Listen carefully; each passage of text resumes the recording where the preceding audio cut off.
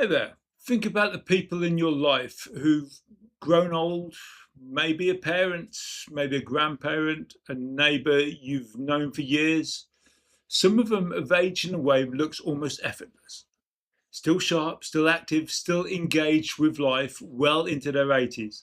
And others didn't. You watch them slow down, become dependent, spend their final years in a kind of half life, physically limited, mentally foggy, disconnected from the things that once brought them joy. Here's a question nobody asks out loud: which one are you heading for? Because the uncomfortable truth is, it doesn't just happen to you. You have far more in the outcome than most people realize. And that's exactly what active energy is about. There's a concept that's gaining real traction in longevity medicine, and it's called the Marginal Decade. It refers to the last 10, 15 years of your life, and research consistently shows that without deliberate preparation, most people spend that time functioning at roughly 50% of their peak capacity, physically and cognitively. Now, let that sink in for a moment. Half of what you're capable of today, struggling with stairs, difficulty carrying shopping, forgetting names, losing words, feeling mentally slower than you used to. That's not inevitable, but it is the default path if you do nothing. The goal, and this is what drives everything we do at Active Energy, is not to chase immortality. It's not about living forever. It's about compressing that period of decline, pushing it as far back as possible and making sure that when it does arrive, it's mild as it can be. We want your 70s to look like most people's 60s. We want your 80s to still be worth living fully. And here's what the science tells us. The gap between people who are aged well and the people who don't is not primarily genetic. It's not about luck. It's not about wealth. It comes down overwhelmingly to lifestyle choices, choices that compound over time, like interest in a bank account. Better or for worse, the earlier you start making those choices intentionally, the bigger the return. But, and this is important, it is generally never too late to begin. The research is unambiguous to that point. People who start exercising in their 60s, 70s, even their 80s, still see significant measurable improvements in their strength, their cardiovascular health, and their cognitive function. So let's talk about what actually makes a difference. What are the levers you can pull? Because there's lots of noise out there: supplements, superfoods, biohacking gadgets, and most of it is a distraction from the fundamentals. At Active Energy, we keep it simple. There are 4 pillars that the evidence consistently points to: exercise, nutrition, sleep, emotional health. And today we're going to go deep into all 4.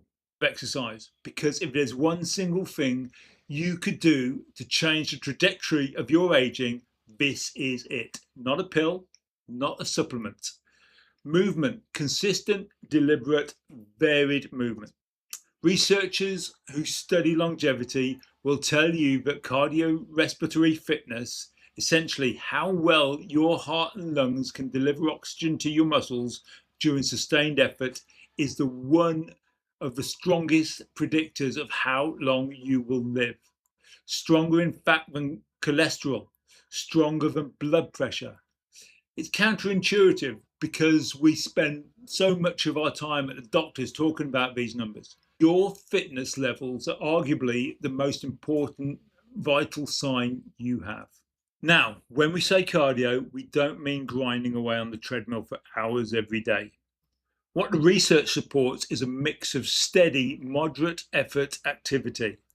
The kind where you can hold a conversation, but you know you're working, combined with some higher intensity effort a couple of times a week. In just 2 or 3 sessions where you push yourself a little harder than comfortable, that higher intensity work is what really moves the fitness levels forward.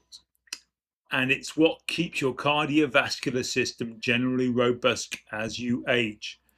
The second component of exercise that is absolutely non-negotiable as you get older is strength training. This is the one most people neglect, particularly women who are often told that weights aren't for them. That couldn't be more wrong. Here's why it matters so much. From around your mid-40s, we start losing muscle mass, typically 1 to 2% per year if we do nothing about it. By the time most people reach their 70s, they've lost a significant portion of their muscle they had in their prime.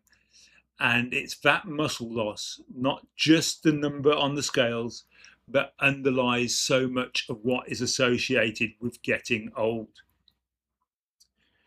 The difficulty getting up from the chair, the risk of falls, the loss of independence. Strength training reverses that.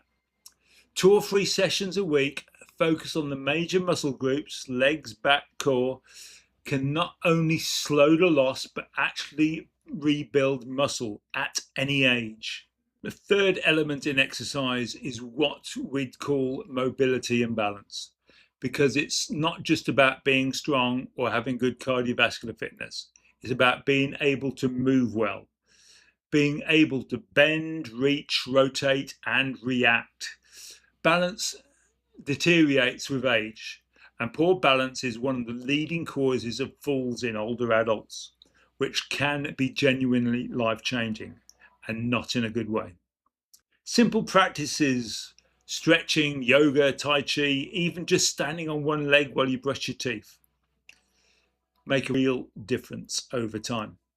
They keep your nervous system sharp and your body coordinated in a way that protects you. So, to summarize the exercise picture, aim to move every single day in some form. Build in 2 or 3 sessions of genuine cardiovascular effort per week. Add 2 to 3 sessions of strength training and weave in mobility work whenever you can. You don't need a fancy gym. You don't need expensive equipment. You need consistency. Now, let's talk about nutrition, because exercise and diet are 2 sides of the same coin, and you cannot out-train a poor diet. One of the most common nutritional mistakes older adults make is not eating enough protein. Not too much, enough. As we age, our bodies become less efficient at processing protein, which means we actually need more of it than we did when we were younger, not less. People over 55 are significantly under-eating it. Protein is the raw material our body uses to build and repair muscle. Without enough of it, all the strength training in the world will only take you so far. Good sources include meat, fish, eggs, dairy, legumes, and protein-rich plant foods like lentils and chickpeas. Beyond protein, the broader principles are straightforward. Eat mostly whole foods, vegetables, fruit, whole grains, healthy fats. Minimally processed foods make up far too much of the modern diet, not because of calorie counting or rigid rules, but because whole foods give your body vitamins, minerals, fiber it needs to function well at a cellular level, which matters more and more as you get older.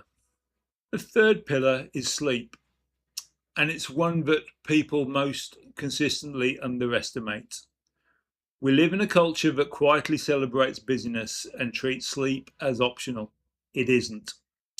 During sleep, our bodies repair tissue, consolidate memory, regulates hormones, clears waste products from the brain, including the kind of protein buildup that's associated with Alzheimer's disease. Consistently poor sleep accelerates almost every marker of aging. It impairs cognitive function, weakens your immune system, disrupts appetite hormones, and raises your risk of cardiovascular disease. 7 to 9 hours for most adults. A consistent sleep schedule, same time to bed, same time to wake. A cool, dark room, limited screens and alcohol in the evening. These aren't complicated interventions, but their impact on how you feel, how you function, and how well you age is profound. If you're doing everything else right, exercising, eating well, but chronically undersleeping, you're leaving a huge amount on the table. And then there's the fourth pillar, the one that most often surprises people when we include it alongside exercise and nutrition: emotional and mental health. The data here is just as compelling as anything we've discussed so far. Loneliness, chronic stress, and poor emotional well-being are generally harmful to the physical health. They're associated with higher rates of disease, faster cognitive decline, and a shorter lifespan. This isn't soft science, it's as well evidenced as the benefits of exercise. On the flip side, people with strong social connections, a sense of purpose, and the ability to manage their stress and emotional life effectively live measurably longer. Not just happier, longer. What does this look like in practice? It means investing in your relationships, staying socially connected with your friends, family, and your community. It means finding things that give you a sense of meaning and engagement. It means taking your mental health seriously, whether that's therapy, mindfulness, journaling, time in nature, or simply making space to process how you're feeling rather than pushing it down. It means being honest with yourself about stress. Chronic stress floods your body with cortisol, which over time damages nearly every system you have. Learning to manage it, not eliminate it, but manage it, is a genuine longevity strategy. Here's an exercise I want you to try after you finish watching this. Get a piece of paper and draw a simple timeline. Put your age now at one end, then mark every decade, your 70s, 80s, and 90s. Now add the people you love, your children if you have them, when they're likely to become parents themselves. When will you have grandchildren old enough to really know you, to go on adventures with you, to have proper conversations with you, to be real presence for you? Map it out. Then ask yourself, what kind of person do I want to be at each of those points on the line? What do I want to be capable of? What do I want to still be doing? Because here's the truth.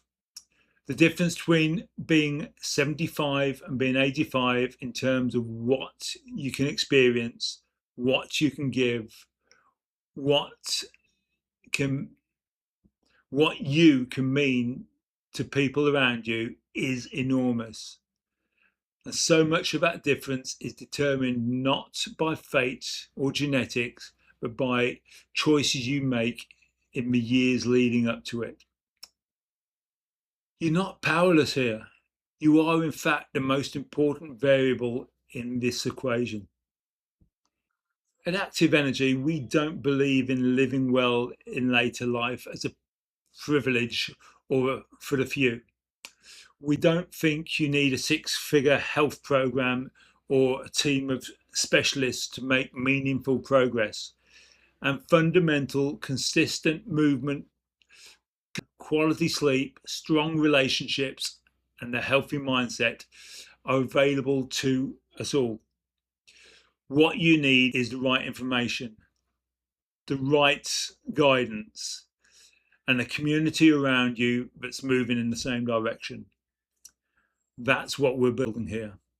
A platform that meets you where you are, gives you the tools to take control of your health, and walks alongside you every step of the way. Because the goal was never just to live longer, it was always to live better. This is Active Energy. Live longer, live stronger, live fully.